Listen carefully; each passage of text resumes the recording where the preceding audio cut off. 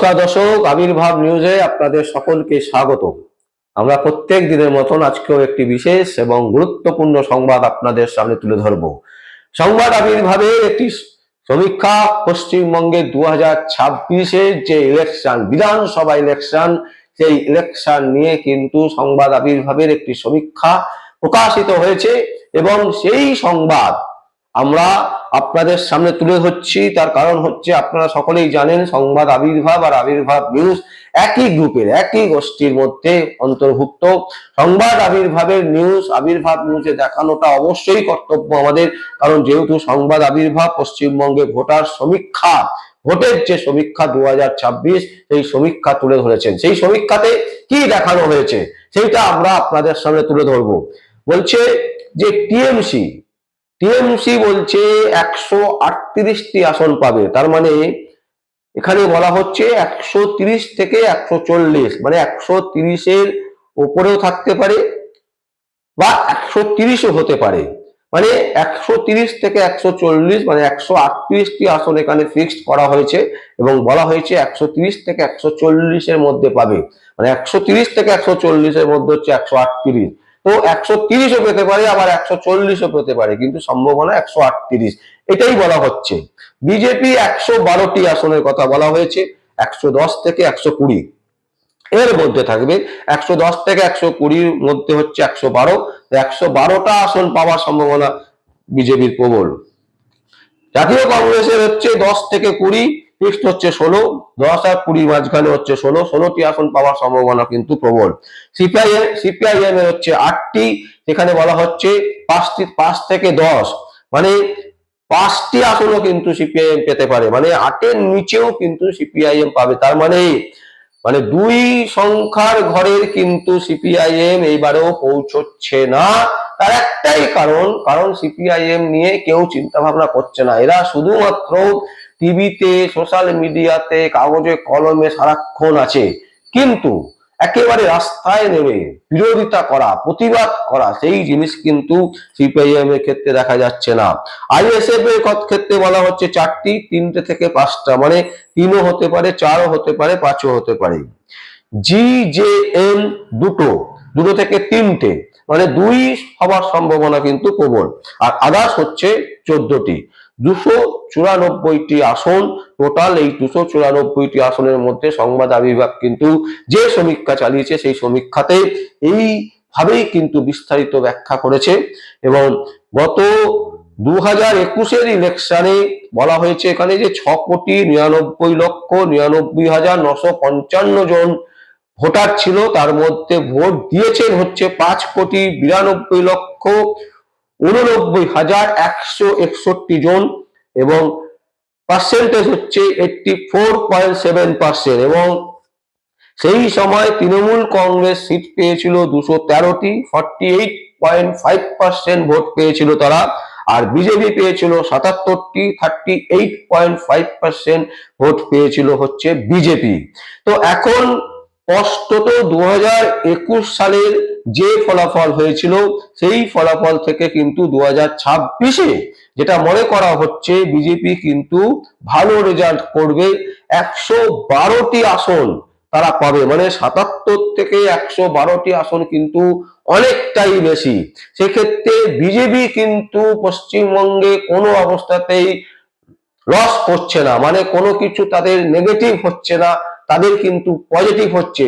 এরা কিন্তু বিজেপি কিন্তু লোকসভাতে নেগেটিভ হয়েছিল, 18টি আসন থেকে 12টি আসনে নেমে গেছিল, কিন্তু বিধানসভার ক্ষেত্রে কিন্তু উল্টো বলা হচ্ছে। বিধানসভার ক্ষেত্রে কিন্তু দেখা যাচ্ছে একেবারে উল্টো রেজাল্ট আসছে, যেখানে বলা হচ্ছে যে 77টি আসন থেকে 112টি আসনে কিন্তু পৌঁছে যাবে হচ্ছে বিজেপি।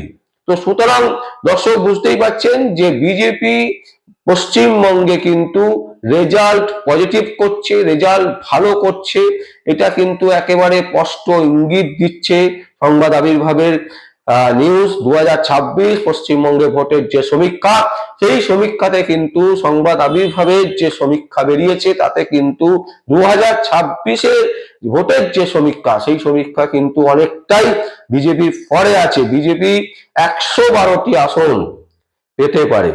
তৃণমূল কংগ্রেসের কিন্তু অনেকটাই কিন্তু কমছে, মানে 213 থেকে যদি আমরা ধরে নিই 140টি, তাহলেও কিন্তু প্রায় 60, 70, 73টা আসনের মতন টিএমসির কিন্তু প্রায় কমে যাচ্ছে। মানে তৃণমূল কংগ্রেসের কিন্তু নেগেটিভ হওয়ার সম্ভাবনা প্রবল, মানে মাইনাস, এবং মাইনাস শুধু নয়, অনেকটা আসন কিন্তু তাদের তাদের হারাবার সম্ভাবনা প্রবল। এবং যে কারণেই কিন্তু মনে হচ্ছে যে মমতা ব্যানার্জি এই যে ভয় পাচ্ছে, এসআইআর এর ক্ষেত্রে বারবার করে প্রতিবাদ করছে। শুধু এসআইআর এর ক্ষেত্রে নয়, আমরা দেখলাম যে অভিষেক ব্যানার্জি তিনিও রীতিমতো নির্বাচন কমিশনকে তোপ দিচ্ছেন, নির্বাচন কমিশনের দিকে আঙুল তুলছেন। প্রশ্ন হচ্ছে, যদি আপনাদের কোনো অসুবিধা থাকে, যদি মনে হচ্ছে যে নির্বাচন কমিশন আপনাদের সঠিকভাবে কাজ করছে না, তাহলে কোর্টে যান, কোর্টে গিয়ে মামলা করুন, মামলাতে জিতে আসুন। কারণ আপনারা তো বারবার কোর্টেই যান, প্রতিটা ক্ষেত্রে আমরা দেখেছি যে আপনারা কলকাতা হাইকোর্ট, সুপ্রিম কোর্টে চলে যাচ্ছেন বিভিন্ন ক্ষেত্রে। সে দিদিকে বাঁচাতে, ভাইপোকে বাঁচাতে, বিভিন্ন নেতা নেত্রীদেরকে বাঁচাতে আপনারা কলকাতা হাইকোর্টে যেমন যাচ্ছেন, সুপ্রিম কোর্টেও যাচ্ছেন। তাহলে নির্বাচন কমিশন নিয়ে বেকার গলা না ফাটিয়ে আপনারা সরাসরি কোর্টে কেন যাচ্ছেন না, এই প্রশ্ন সাধারণ মানুষ করছে। আর যেটা মূল বক্তব্য, সেটা হচ্ছে যে তৃণমূলের যে দুর্নীতি, এই দুর্নীতি কিন্তু একেবারে প্রকাশ্যে চলে এসছে।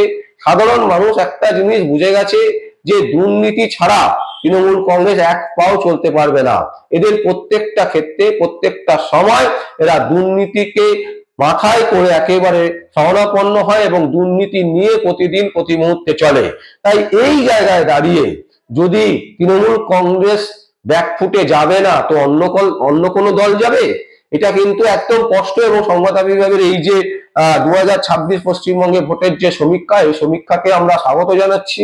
এবং আমরাও মনে করছি যে আবির্ভাব নিউজের পক্ষ থেকে যে সংবাদ বিভাগের যে সমীক্ষা, এই সমীক্ষা কিন্তু অনেকটাই মিলবে।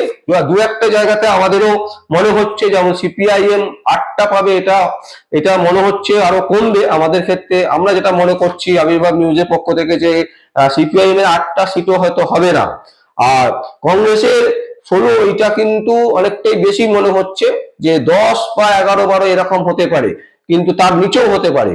মানে 10টা হয়তো হতে পারে, 10, 11, কিন্তু এর বেশি হয়তো হবে না। যাই হোক, সংবাদ আবির্ভাবের এই যে সমীক্ষা আজকে প্রকাশিত হয়েছে, সেই সংবাদ আবির্ভাবের সমীক্ষা নিয়ে আমরা আপনাদের সামনে একটা সেই আলোচনা আপনাদের সামনে তুলে ধরলাম। এবং পরবর্তীকালে অনেক মানুষের ইন্টারভিউ, অনেক বিশিষ্ট মানুষের ইন্টারভিউ আমরা আমাদের এই আবির্ভাব নিউজ চ্যানেলে তুলে ধরার চেষ্টা করব, এবং তারা কি বলছেন, তাদের বক্তব্য কি। কিন্তু একটা জিনিস স্পষ্ট, সংবাদ বিভাগের এই সমীক্ষাতে এটা কিন্তু পরিষ্কার হয়ে গেছে যে এই যে 2026-এর যে বিধানসভা, এই বিধানসভায় কিন্তু কোনো দল এককভাবে রাজ্যে সরকার গঠন করছে না। এটা কিন্তু একদম স্পষ্ট হয়ে গেছে এই সমীক্ষাতে। দর্শক, আমরা আপনাদের সামনে এই সংবাদ তুলে ধরলাম। যদি আপনাদের কোনো বক্তব্য থাকে, কোনো কমেন্ট থাকে, অবশ্যই আপনারা কমেন্ট বক্সে কমেন্ট করবেন। আর দেখতে থাকুন পরবর্তী সংবাদ আবির্ভাব নিউজে। আমার নাম বিশ্বজিৎ পাল, আবির্ভাব নিউজের জন্য।